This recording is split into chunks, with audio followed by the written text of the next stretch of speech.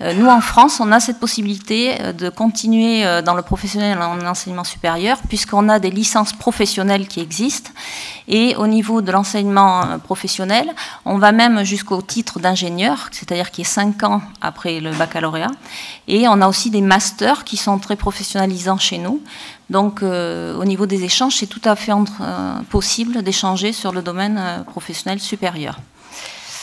On va passer à la diapositive suivante qui se focalise donc sur le système professionnel. Donc, qui en fin de compte, c'est la partie extrême gauche de tout le schéma. Là, vous avez donc les lycées professionnels en parallèle avec l'apprentissage. Pourquoi ce parallèle? Parce que, en fin de compte, l'apprentissage, à la base, c'est de la formation initiale. L'apprentissage est né des diplômes existants du ministère de l'Éducation nationale. C'est-à-dire qu'on a voulu que les jeunes aient un contrat de travail en alternance et qu'ils passent exactement les mêmes diplômes que dans les lycées, avec moins d'heures et en s'appuyant sur l'expérience d'une entreprise. Souvent, c'était une alternance, par exemple, pour un niveau 5, le plus bas niveau, c'est 1 semaine par mois en CFA, en centre de formation, et le reste en entreprise. Pour les niveaux supérieurs, souvent, c'est moitié du temps. 2 semaines en centre de formation et 2 semaines en entreprise. Donc, la particularité de l'apprentissage, c'est qu'elle s'appuie sur l'expérience en entreprise.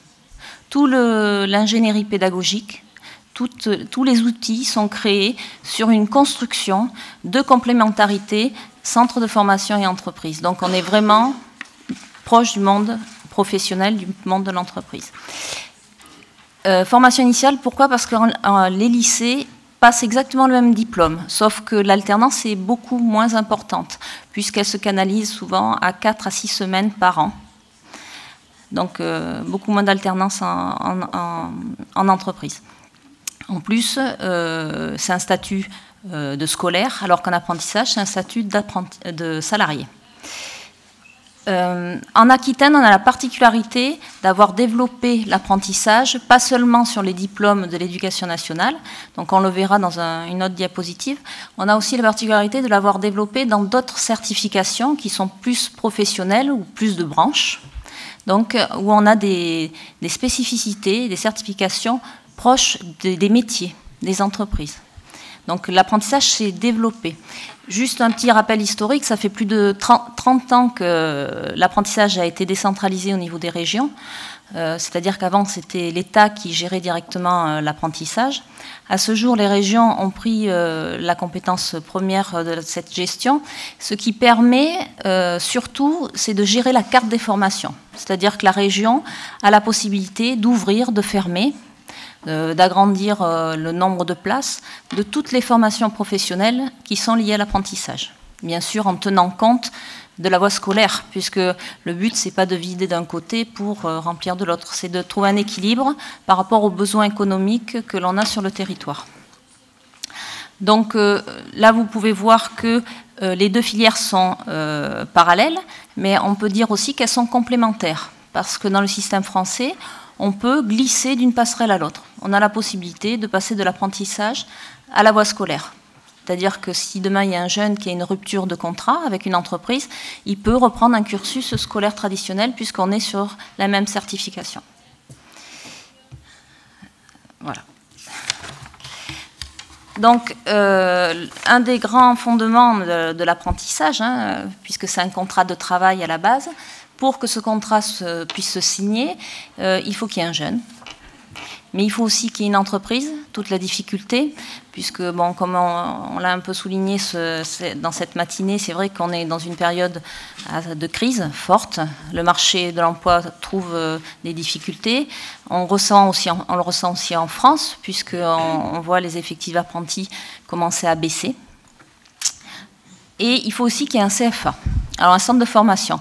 Le centre de formation, il faut le resituer dans l'appareil de formation régional, c'est-à-dire que par rapport aux compétences de la région, le centre de formation est financé en partie par les régions et aussi financé en parallèle par ce que l'on appelle de la taxe d'apprentissage qui vient donc des entreprises. Donc c'est clair qu'en période de crise, moins on a d'entreprises, moins on a de taxes, plus c'est difficile de financer. Donc, on est dans un système où il faut trouver un certain équilibre pour aider le jeune à trouver une entreprise, pour que les entreprises puissent prendre les jeunes, puisqu'elles les payent, elles les rémunèrent, même si derrière elles ont des aides, et aussi un CFA pour qu'il fonctionne et qu'il soit opérationnel, et surtout qu'il arrive à optimiser sa structure, aussi bien sur les investissements, le matériel qu'il a, mais aussi sur ses équipes pédagogiques, et aussi les différentes activités que peuvent avoir les enseignants, dont la mobilité, puisque aujourd'hui on a amené des personnes qui viennent de l'Aquitaine, qui sont des enseignants et qui font donc preuve de présence aujourd'hui pour pouvoir échanger avec vous. Donc l'apprentissage, pour entrer plus dans le détail, correspond à des jeunes qui ont entre 16 et 25 ans. On va dire moins de 26 ans ou 25 ans révolus. Il s'agit donc d'un public entre 16 et 25 ans, mais il y a des dérogations possibles, surtout pour les jeunes handicapés, où la limite d'âge n'existe plus. Pour les repreneurs d'activités d'entreprise, où il n'y a plus de limite d'âge, c'est-à-dire si vous décidez de reprendre un salon de coiffure et que vous avez 40 ans, vous avez la possibilité de signer un contrat d'apprentissage. Et aussi pour les jeunes qui cumulent des contrats en augmentant le niveau. C'est-à-dire on peut avoir un jeune qui a commencé avec un certificat, un CAP, qui a fait un bac pro, qui continue après en licence pro, etc. Si un cumul de contrats en augmentant le niveau de certification, le jeune peut finir à 30 ans. Il n'y a plus de limite d'âge. Donc l'objectif, c'est l'objet du contrat qui est la certification même, c'est-à-dire que l'entreprise et le jeune et le CFA s'engagent à apporter aux jeunes tous les moyens possibles pour aboutir à la certification. C'est un contrat donc, qui peut durer de 1 à 3 ans, voire plus par rapport à des dérogations spécifiques. Ça touche le secteur privé et public. C'est-à-dire qu'on peut avoir aussi des mairies, des collectivités locales qui peuvent prendre des apprentis. Donc, comme je vous expliquais par rapport au financement, donc les CFA, il y a une taxe qui est payée directement par les entreprises. Il y a différentes taxes aussi qui émanent du gouvernement, et il y a aussi des fonds qui émanent des conseils régionaux au niveau du financement des CFA. Pour les employeurs, il y a des aides, c'est-à-dire que le gouvernement met en place des aides pour alléger toutes les charges liées aux entreprises. C'est-à-dire qu'un jeune est payé en fonction de son âge et aussi de l'année dans laquelle il est en formation. Donc on a une grille qui est basée sur le salaire minimum en France. Et pour les apprentis, donc, on a différentes aides aussi que l'on a mis en place. On les aide pour le transport, l'hébergement, la restauration.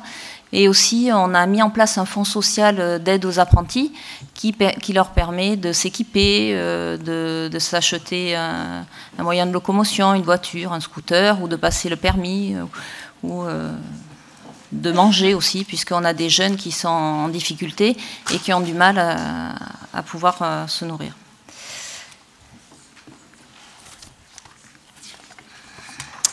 Au niveau des différentes certifications, donc j'ai commencé un peu à vous en parler dans le diapositive précédent. Donc les certifications, on en a différentes. C'est tout ce qui est diplôme, donc des certifications ministérielles qui émanent donc de l'éducation nationale.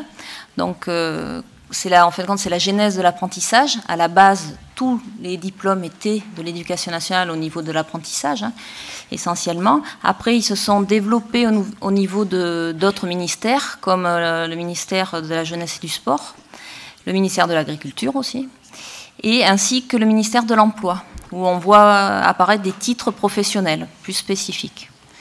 On a aussi des certifications de branches qui existent, c'est-à-dire ce sont des regroupements de branches professionnelles liées souvent à l'artisanat, où il y a des émanations de titres qui sont mises en œuvre.